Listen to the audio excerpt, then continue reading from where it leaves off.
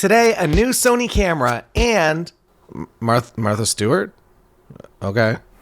Hi there, I'm Taylor Jackson with the all-new ZV-1M2. We need smoke.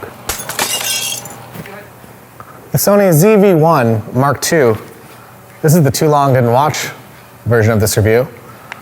The lens is wider, and I like it, and I'm buying it because of that. Let's go to New York. I'm walking here.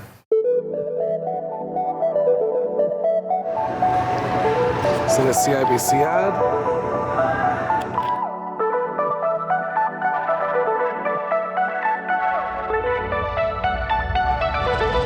Hello there. Hey, hi. I'm Taylor. Look at this. Wider lens. I'll just buy it right now. This is if you're holding it kind of at an arm's length. If you add the grip, or the handle, so it's a little Bluetooth thing. You got like an on-off button here. You can record or you can take photos. So I was experimenting doing some street photography, just holding the camera up like this and using this independent. This also works as a remote, so you can be kind of walking around, taking your street photos like this, and actually you can half press on photo, and it will actually. Here, we'll do a little demo. So when I half press, is it working? I'm bad at cameras. So half pressing brings up the eye and face tracking, and then full press takes the picture. So you can just run this as a remote, so you can be cruising around. Oh yeah, just my camera taking those wicked awesome street photos. It's honestly harder than it sounds. I will say, so maybe let's talk about this first, even though this is out of scope of what I will be using this camera for. The street photography capabilities of this camera, I feel like somebody who is a street photographer should take one of these out because the startup time, super fast, the autofocus, the auto exposure, everything about it, I feel like it's an accidental sleeper street photography camera. And here are some of the photos that I took with it. I don't consider myself to be an adept street photographer, so I would suspect that somebody that has more skills than me could do even better things with this camera. And it's a camera that literally actually fits in your pocket. I'll demonstrate. Here it is, camera. Back pocket.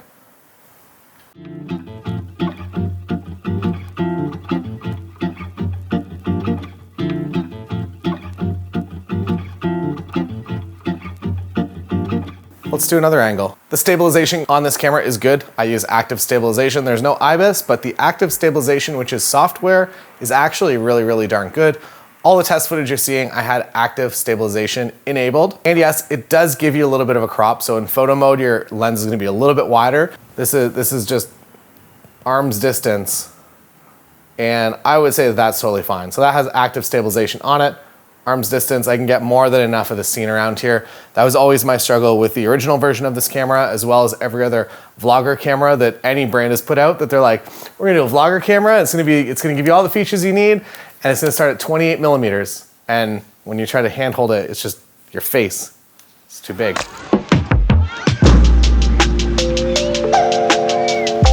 We're staying on the Mariah Carey floor. Wow. Born March 27th, 1970.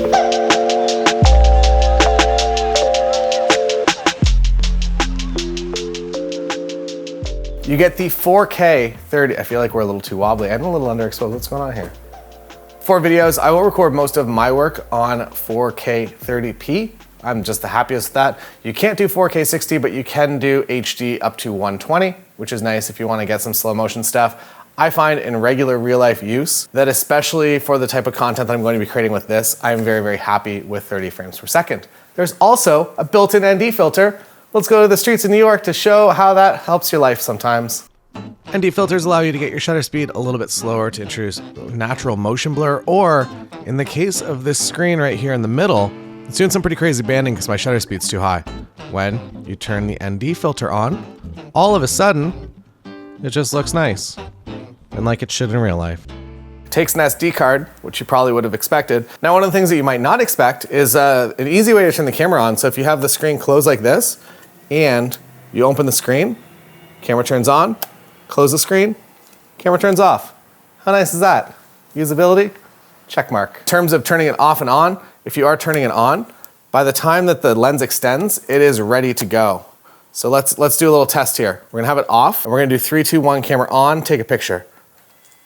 I forgot to do the countdown, but I took a picture already. So it's very, very fast. So again, street photography, you're just like, I don't know, vlogging, I guess that's kind of what it's meant for. I'll also mention that the image quality that you're seeing, these are all straight out of camera images with, for the most part, with the portrait creative look. However, I did kind of cook up a little bit of a recipe that looks a little bit more film-esque, and I'm experimenting whether I like this or not. There are definitely some ways you can customize and make some film simulations within here. So if that's something that's interesting to you, that is a thing you can do. It just may require some experimentation. I have another note here that says steer, photo, and WIYY.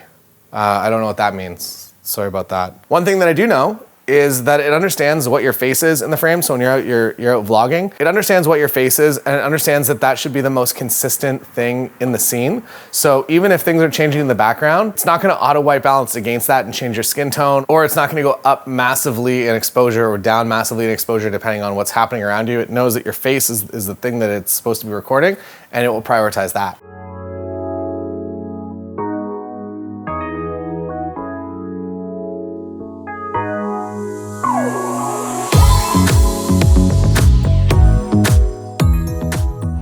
I mentioned the lens is wider, and it goes from 18 to 50 millimeters, and then you get into some additional zoom beyond that. I will say 18 to 50 is a pretty happy place for me for a camera like this. And at the 18 side, it is f1.8, which means in low light, it's going to be great. And as you get to the 50 end, it becomes an f4 lens. High ISO didn't really seem to be a problem for me. I didn't do any extensive tests shooting crazy high ISOs just for the sake of doing it. In my testing when doing video, I didn't really have to get much above, I think 1,000, maybe 2,000 ISO. And that is because when you're doing video, your shutter speed basically should be double your frame rate. So if you're recording at 30 frames per second, 30p, your shutter speed should be 1/60th of a second. And what that means is it just got a lot sunnier in here, and now it's a little bit brighter. Another great feature, and one that I was just confused why it didn't exist. No one was putting good microphones in these cameras. They would be the same ones that would kind of prioritize if you were here narrating over the camera, it would be okay. But as soon as you got in front of the camera, it just wouldn't be good. So I'm gonna give you a vlog test out in New York City with a lot of ambient noise around. And I'm gonna give you one right here to show you kind of how good it is in a slightly more controlled setting. Just holding the camera, this is the distance that it's at. And this is also the onboard mic in New York City ambient sound, which is usually pretty high. Now into a more controlled setting, here. I'm now recording myself, so this is with the microphone on auto mode. So this is my lav mic, which is what I'm normally using. It's a Tascam lav that goes into a DJI wireless kit. And that is what this sounds like. And now I'm gonna switch over to this. I'm gonna do limited processing. I'll make the levels kind of the same. This is what it sounds like from in front of the camera. And as I rotate behind, the camera will now prioritize my voice behind, which is really cool. The microphone is up top there. Then it comes with a thing that slides in the hot shoe that gives you a little, I don't know, wind cover up there. Mine came in white. It's a bit weird. I assume that was a mistake, and that if you get a black camera, it's gonna give you a black one, or if you get a white one, it's gonna give you the gray hair. But anyways, this is what that mic sounds like. And then as I rotate around, here it is. Wow. Look at us vlogging together. Another thing that recently came out is the Cinevlog format. So what that is that it gives you letterbox. This is what it does. Here we are recording just a normal regular vlog. And then as soon as we go into Cinevlog, it's going to give you a letterbox right here and right here. It's also going to set my frame rate to 24p, as well as, I don't know if it does much for the shutter speed, but I'll show you my favorite one. So here it is. Classic Gold is my favorite.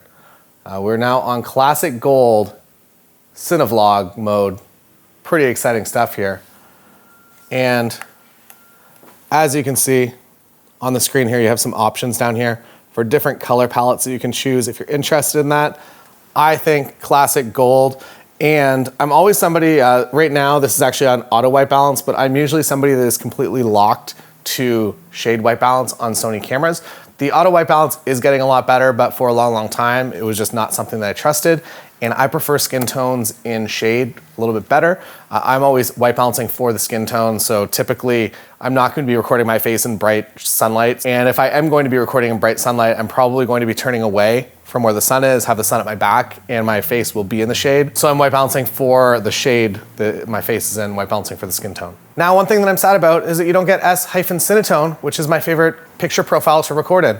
I'm kind of bummed about this, and I hope that maybe it could exist in a firmware update. The portrait look, it's good enough, and it's what I used for most of this video with the exception of the one that I did my film baked in look. I'm very sad that I don't have my S-Cinetone. I just like the way it grades, I like the way it looks at a camera, and I'm just used to working with it and matching it between multiple different cameras, so sad about that. But you do get S-Log 3 if you want to shoot S-Log 3, I guess, I don't know. I probably wouldn't, but you could if you want.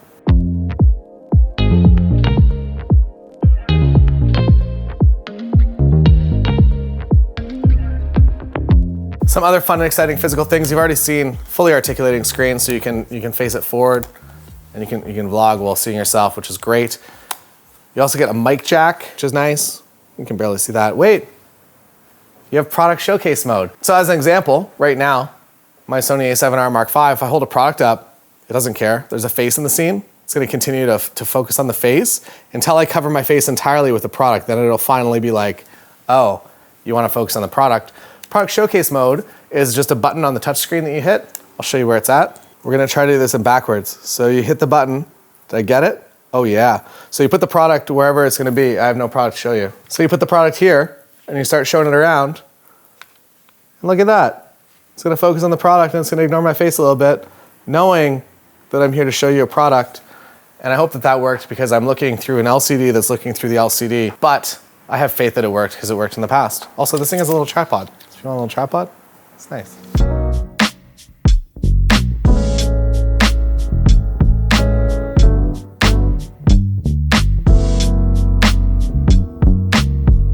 So this camera here, the ZV-1 Mark II, I will be buying with my own money.